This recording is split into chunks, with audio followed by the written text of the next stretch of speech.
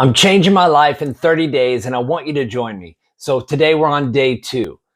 So welcome back to the 30 Days of Quitting Challenge. Over the next month, we're going to explore the power of quitting for positive change. So each day I'll share a video about something that I'm quitting, a thought pattern, a habit, a choice, something.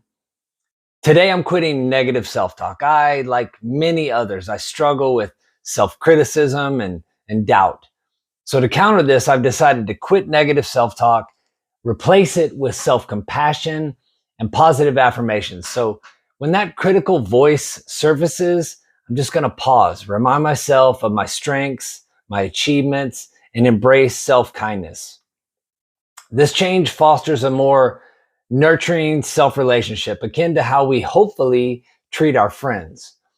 So what are you quitting on day 2? What are you quitting today? Comment below and I'll see you tomorrow for day 3. Keep going.